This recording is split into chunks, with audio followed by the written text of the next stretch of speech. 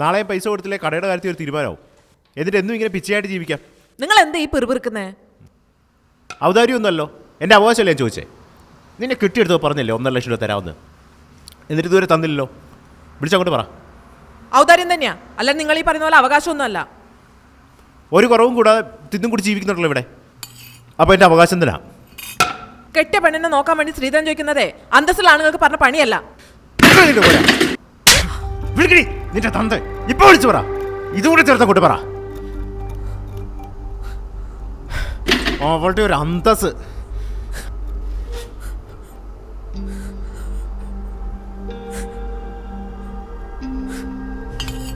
ഇതുവരെ ചോദിച്ച പൈസ തരാൻ പറ്റിയില്ലല്ലോ. അങ്ങനെ അവിടെ സൂചിച്ച് ജീവിക്കുന്നുണ്ടല്ലോ. ആശുപത്രി രോഗമൊക്കെ എല്ലാവർക്കും ഉള്ളതാണ്. എന്നിട്ട് എന്തെങ്കിലും ആവശ്യം പറയുമ്പോഴത്തേക്ക് 100 ന്യായങ്ങളായേക്ക്.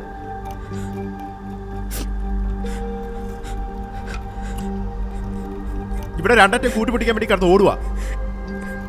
ഇപ്പോൾ വിളിക്കടി, വിളിച്ചു പറ. നിന്നും മോങ്ങാതെ. ഇന്നും ഇന്നലെ പറയാൻ തുടങ്ങിയല്ലോ. കുറെ നാളായി ഞാൻ പറയുന്നു. എടി വിളിക്കാൻ, ഇപ്പൊ വിളിക്കാൻ.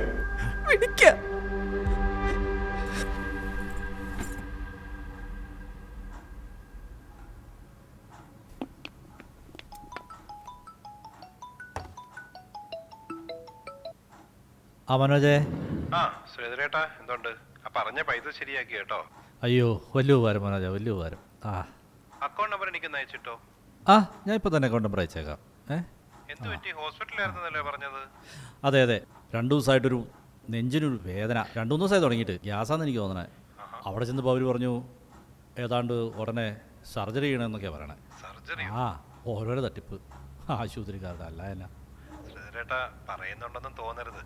അറിയാലോ, പലിശ കൃത്യമായിട്ട് തരണേ. പലിശയൊക്കെ ഇടാൻ മനോജെ, കുഴപ്പമില്ല, ഇട്ടോളാം. എങ്കിൽ പിന്നെ ഞാൻ നാളെ രാവിലെ അക്കൗണ്ടിലേക്ക് അത് ട്രാൻസ്ഫർ ചെയ്യാം. ഓക്കെ മനോജെ, വലിയ ഉപകാരം.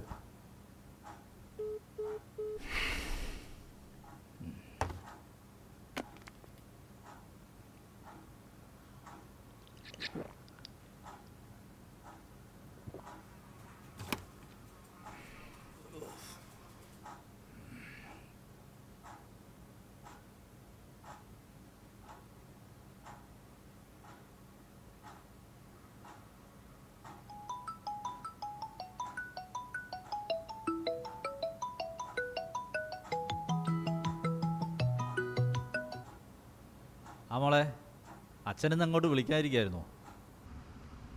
ഞാനൊന്ന് ഹോസ്പിറ്റലിൽ.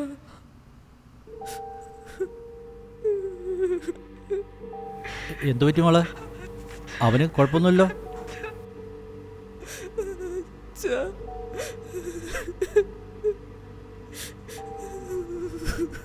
നിന്ന് മോങ്ങാ അങ്ങോട്ട് പറയടി.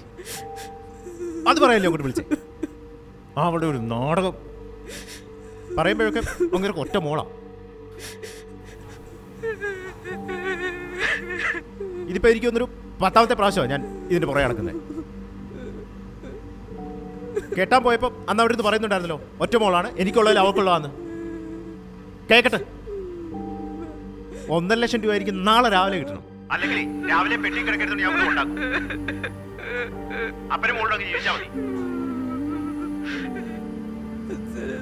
കേക്കുന്നില്ല.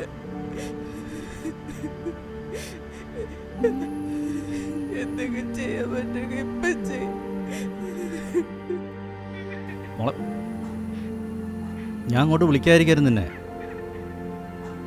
പൈസയൊക്കെ അച്ഛൻ ശരിയാക്കിയിട്ടുണ്ട്. നാളെ രാവിലെ ഞാൻ നിൻ്റെ അക്കൗണ്ട് ഇടാം. മോടെ അക്കൗണ്ടിൽ തന്നെ ഇട്ടോളാം. പിന്നെ കെട്ടിക്കഴിയുമ്പോൾ തിരിച്ചു വിളിക്കണേ.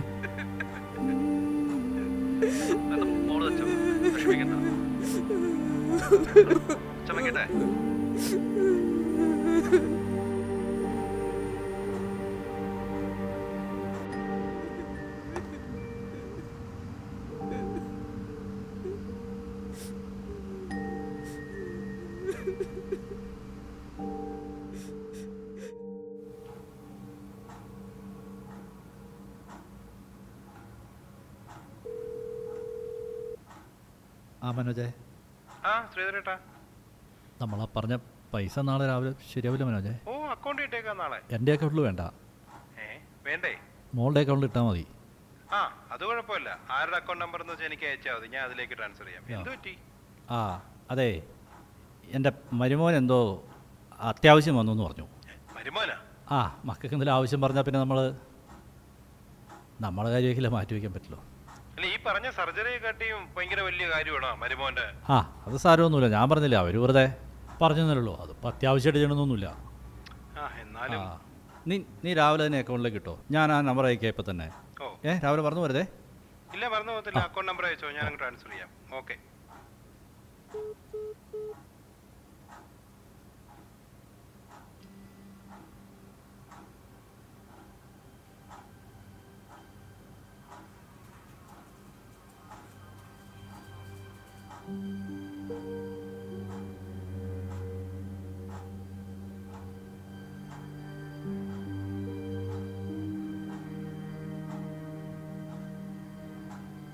പറയുമ്പോഴൊക്കെ അങ്ങനെ ഒറ്റ പോണം. ഇനിയിപ്പോ എനിക്കൊന്നൊരു 10ാമത്തെ പ്രാവശ്യം ഇതിന്റെ പറയണം. 1.5 ലക്ഷം രൂപ എനിക്ക് നാളെ രാവിലെ കിട്ടും. അല്ലെങ്കിൽ രാവിലെ പെട്ടി കിടക്കരുത് ഞാൻ കൊണ്ട് ഉണ്ടാക്കും. അപ്പനും മോളും അങ്ങ് ജീവിച്ചാൽ മതി.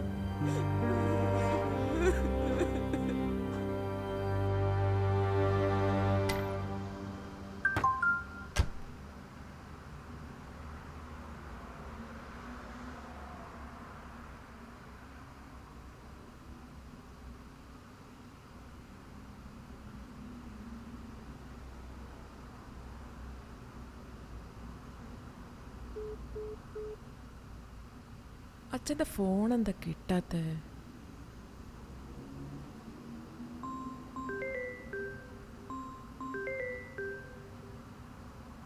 ഹലോ ഹലോ ഹലോ, ആ ശ്രീധരന്റെ മോളല്ലേ? അതെ. മോളുടെ വീട്ടിലേക്കൊന്ന് പെട്ടെന്ന് വരുമോ? എന്തു പറ്റി? അത് പിന്നെ മോളെ, ശ്രീധരേട്ടൻ അച്ഛൻ മോളെ, അച്ഛന് നെഞ്ചുവേദനായിട്ട് പുലർച്ചെ ഒന്ന് ഹോസ്പിറ്റലിൽ കൊണ്ടുപോയിരുന്നേ. ശ്രീധരേട്ടൻ പോയി മോളെ. മോളൊന്ന് പെട്ടെന്ന് വാ. ഹലോ ഹലോ മോളെ, ഹലോ ഹലോ.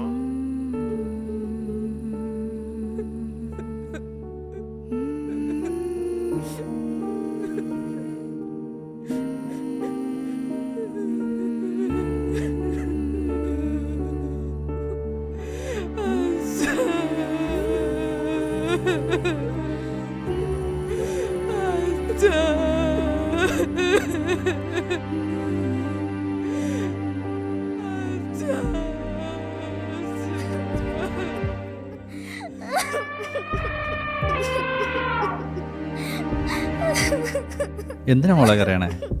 അച്ഛനല്ലേ കൂടെ? അച്ഛാ, മോളൊരു സ്വപ്നം കണ്ടു. മോളൊരു ആന കുത്താൻ വന്നു.